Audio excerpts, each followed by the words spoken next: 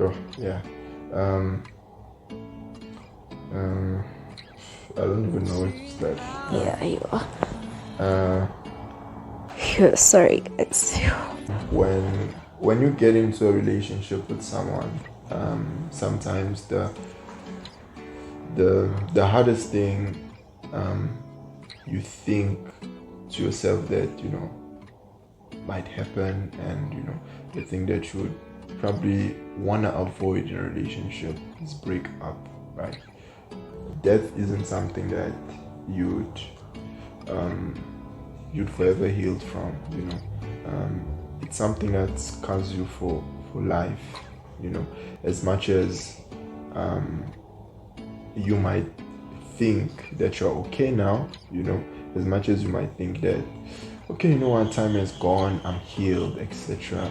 But truly speaking, the wound's still there, it's still there. And for that wound to heal is perhaps the day you die yourself, when you've basically let go of everything, But the hardest thing in our relationship was death. And we lost someone who was very precious to us,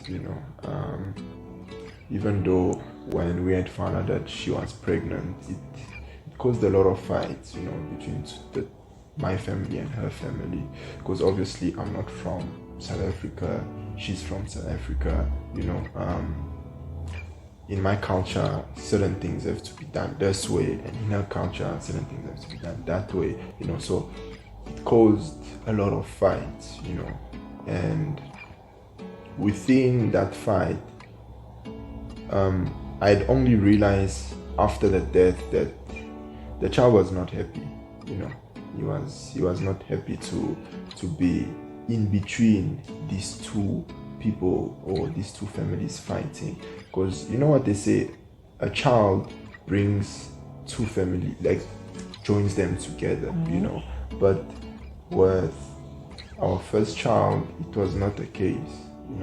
Instead, the birth of the child broke or took both families apart, because the first time I had met her family, especially her dad, the dad was very welcoming. He'd even be like, we should get whiskey, it's like something strong for men, and I'll just laugh it off because I don't drink. There were times they would go to Durban or Cape Town, and they would be like, you should bring your boyfriend along.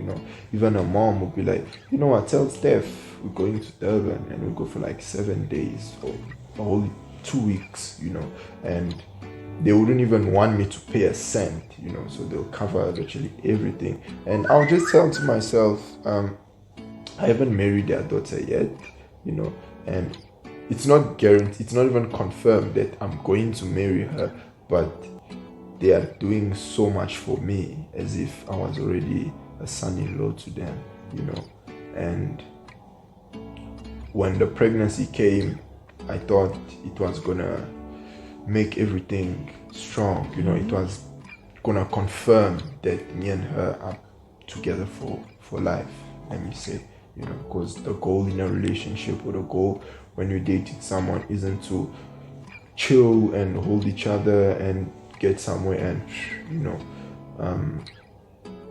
but the death was a big blow, the biggest blow, because when he passed on, I didn't feel anything, people were scared. Perhaps they thought perhaps I was gonna harm myself because I didn't cry on the funeral. I opened the casket, I looked at him, I didn't cry, I didn't show any emotion. I carried his casket down the hall, placed it in there, before that we had gone to wash the body. I didn't cry, everyone cried, I didn't cry, and everyone was worried about me, and to me personally, I just felt, let me be strong for the weak ones. I should be, when they look at me, they should gain strength from seeing the kind of a man I am. But only to realize later on that I was actually harming myself, because after that I fell into this deep depression. I went on even trying to purchase a gun, shoot myself. During the funeral, I felt alone. As much as she was also going through her own issues, losing the child, but I guess the damage in my head didn't allow me to see that, this person is also hurt. I was being greedy. I wanted her to be there for me instead of me wanting us to be there for each other. The depression came. I felt alone. I kept questioning God. You blessed me with this child. As much as we didn't have anything then when the child came, but I felt very happy. It was as if I had everything. Money, cars, houses. And yet you've taken that away. Why? He proposed like towards the end of the year in 2020, but early in the year he asked my mom for permission, and my mom called me. He's like, "Oh my God, he wants to propose." I was like, "Why are you telling me? Why are you ruining the surprise? Now I know." And she was like, "No, don't tell him I told you." But anyway, but my mom was excited initially. I won't be honest. I won't lie. She was excited and everything. But I think it sunk in, and she was like, "No, you guys are too young." Like my mom felt like, "Nope, we're too young to do this." And I think it took a lot to still stand our ground to our parents to say his parents were more accepting, more open to the idea. But my mom felt like, "No, we're really too young. Like this can still wait for like a few more years." But I think letting my mom know that this is where we're at. I think this is the natural progression of our relationship. Like we've reached a point where we want to pursue this next step, and just letting them know that, and letting them know that we want to do this, and standing our ground on that. Like it took a lot, but I think when you want to do something, it gets to a point where you even have to stand up to your own family. Questions came from family that, aren't you guys too young? Yeah. We thought, nah, let's do this. Yeah. Let's do this. Like, the wait was tough for us. Like, you know what I mean by the wait. Okay, the wait as in, you can't stay together, you can't make babies. So you guys waited for marriage? Yeah. Yes. Did. So that was hard. So that was like a thing that also, it was something that also influenced us. So one of the factors that influenced us to get married young, at a much younger age, because we wanted to glorify God in that way. So like it was, for us, it was like, okay, no, let's do this. Then family was like, are you guys not too young? What? But then when the wedding came, all those questions like left. They were like, this is the most amazing thing ever. So Makes sense. yeah, like I think obviously it came from a good place from them, because they're protecting you as well. So from our side, I was like, no, we're doing this, because we had premarital counseling way before we got engaged as well. So it got us sort of like ready. You can never be fully ready. It got us sort of ready for the institution. So yeah, it really helped in terms of that. And in as much as like waiting for marriage was also a factor, it wasn't the whole thing. I feel like we wanted to live together. It was so frustrating, like having to drive, like fetching me, and then also there was like lockdown regulations. 8 p.m. is like cut off time for you to drop me off. Like it was just a lot, like trying to navigate that. And we just were like, you know what, we love each other, we want to live together, and we feel like we fit in each other's lives. Like he's gonna help me like pursue my purpose, and I'm gonna help him pursue God and purpose and so forth. Yeah, I'd definitely say the biggest test was us losing our first child. It was unexpected, because we gave birth to this healthy baby boy, and all of a sudden he just died. So before that, obviously, as he mentioned, the two families were at loggerheads because of the whole cultural clash.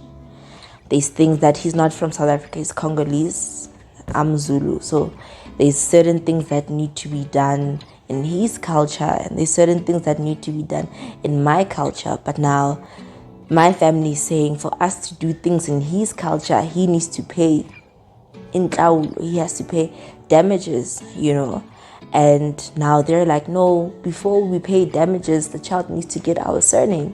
So now already that's just like, who's going to give in, So it just, there's constant conflict around the child, to the point where he was not allowed to come to my house anymore because, like I said before, he had this thing of just talking, he didn't have like a filter. And I guess that's how most, I don't know, I think that's how most boys are brought up. You could say if you feel a certain way, express it, and as a girl with my parents, that's not a thing. Like, what we say goes, and that's that.